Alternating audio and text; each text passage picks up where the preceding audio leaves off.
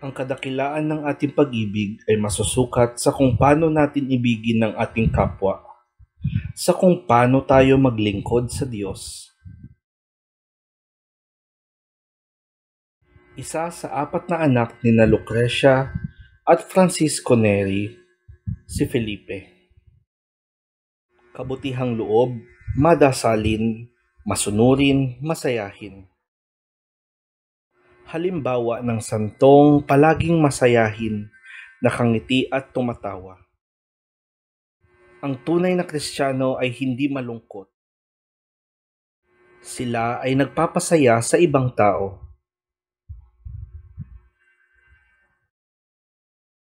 Ako si San Felipe Neri at ito ang aking kwento. Pe! Pe! Pe! Gising na! Tanghali na! Opo tay, gising na po!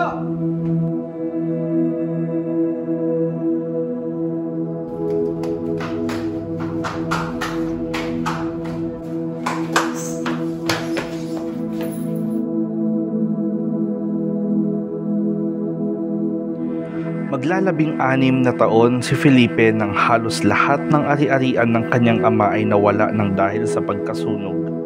Kaya't napagdesisyonan ng kanyang ama na ipadala si Felipe sa kaniyang tiyuhin upang mabigyan ito ng magandang buhay. Kilala mo ba ang iyong tiyuhin na mayaman na taga San Hermano? Opo, Ama. Bakit ho? Sa kalagayan natin ngayon, napagtanto ko na ikay manatiling muna pansamantala sa kanila. Kung ito ang nakakabuti sa ating lahat, Ama, masusunod po.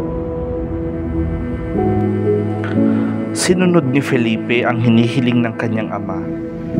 Tuluyan niyang sinuyod ang daan patungo sa kanyang tiyo Romulo na nasa San Hermano, Italia.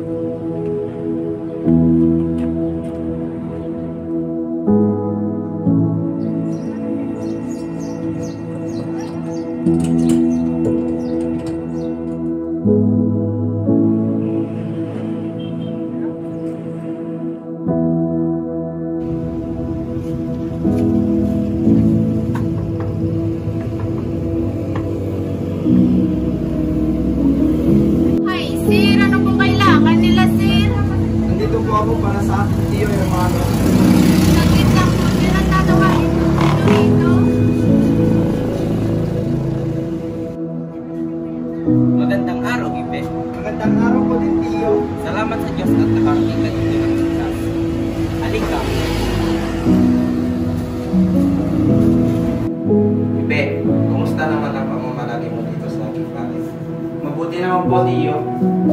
Sa panandali ang pamamalagi mo dito sa aking bahay, aking napansin ang iyong taglay na pagpupusigin. Kaya't aking napagtanto, ikaw, Ibe, ang aking tagapagmana. Sa pagtungo ni Felipe sa kanyang tiyo Romulo, siya ay may napagtanto. Panginoon, ako'y iyong tulungan, aking landas na nais tahakin. Ako'y iyong gabayan sapagkat inanais kong maglingkod sa iyong ngalan lamang at hindi sa kung sino man. Panginoon, aking ninanais ng iyong mabubuting salita ay maipamahagi, kaya sa iyo'y nais ialay ang sarili sapagkat ikaw ang aming nakapabuting Ama na siyang aming tagapagligtas. Ang lahat ng ito, Ama, ay aking itinataas sa iyong ngalan. Amen. Si Ibe ay tuluyan na ngang namaalam sa kanyang tiyuhin at tinahak ang daan patungo sa Roma. Nang siya'y nakarating na sa kanyang paroroonan sa isang bayan sa Roma, kahirapan ang kanyang nasaksihan. Mga taong namimilipit ang tiyan, ngunit sa kabilang banda naman ay nasaksihan rin niya ang kabutihang loob ng mga mamamayan.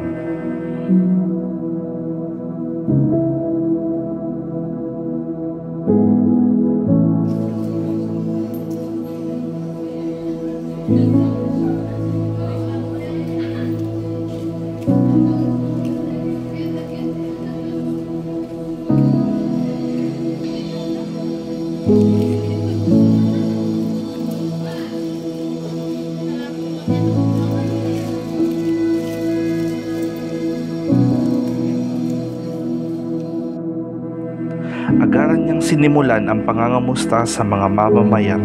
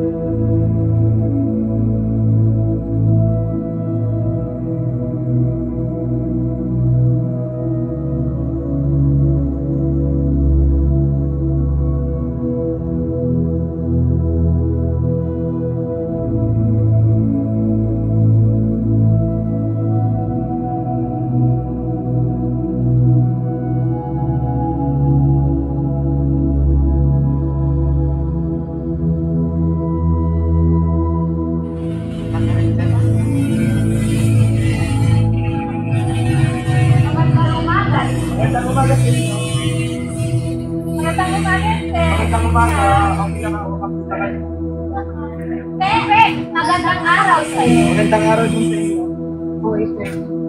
Okay lang ako ng Ipe! Magandang umaga sa'yo. Magandang umaga din sa iyo.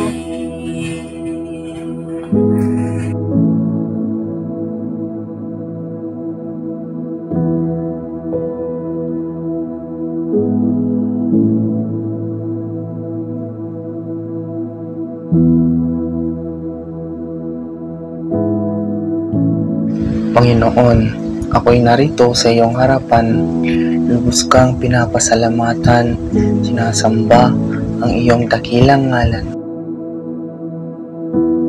Ako'y iyong binibigyan ng kalakasan sa bawat araw na nagdaan. Panginoon, sa aking napiling bukasyon, ako'y iyong patuloy na gabayan. Inahis ko rin po na magsimula ng isang oratoryo mula sa isang 4 na sulok na silid na siyang mapupuno ng iyong tagasunod. Panginoon, ang lahat ng ito'y aking itinataas sa iyong dakilang ngalan. Amen.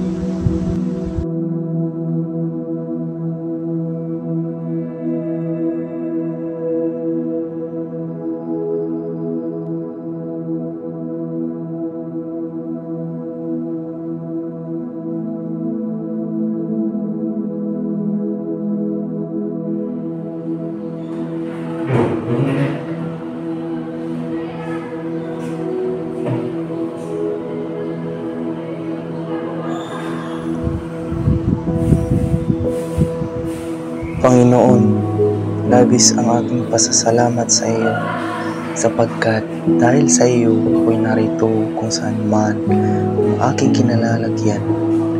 Panginoon, ako'y iyong gabayan sa aking ninanais simulan, isang oratoryo na nagsisimula sa isang munting silid. Ako'y bigyan mo ng kalakasan nang sa gayon ay lahat ng pagsubok na dadating ay aking malampasan. Ako'y iyong bigyan ng lakas ng loob upang ipagpatuloy ang aking masisimulan. Alam kong ikaw ay palaging nariyan, kami iyong pinagmamasdan. Mula sa kaitaasan, ang lahat ng ito ay aking ginagawa para sa iyong kadakilaan. Ang lahat ng ito ay inalalapit ko sa matamis at dakilang ngalan ni Jesus. Amen.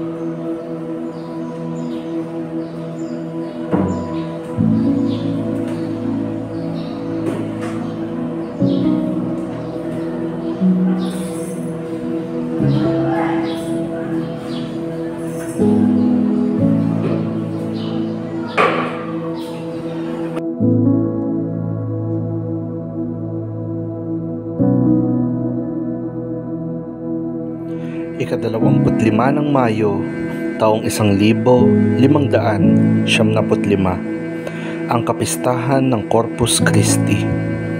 Ipinagpatuloy ni Ipe ang kanyang tungkulin na maglingkod sa Diyos sa pamamagitan ng pagtanggap ng kumpisal sa mga mamamayan.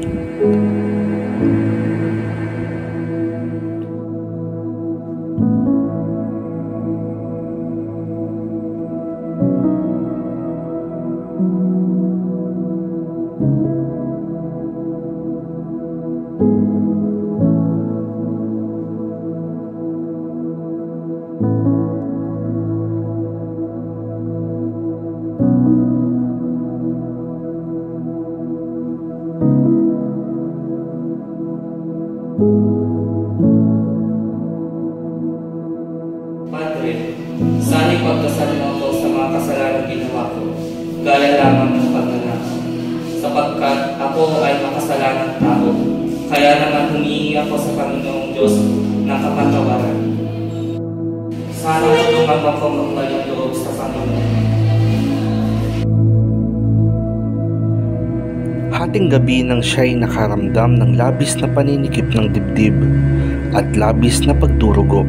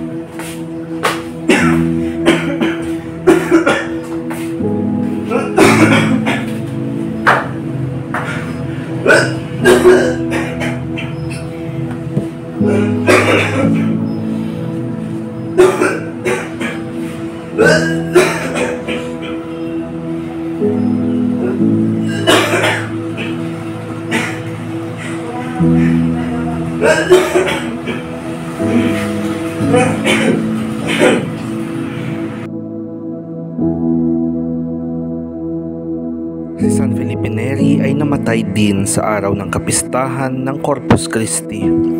Siya ay kinilala ng simbahang Katolika noong taong 1615 at itinanghal na mangganap na santo noong taong 1622.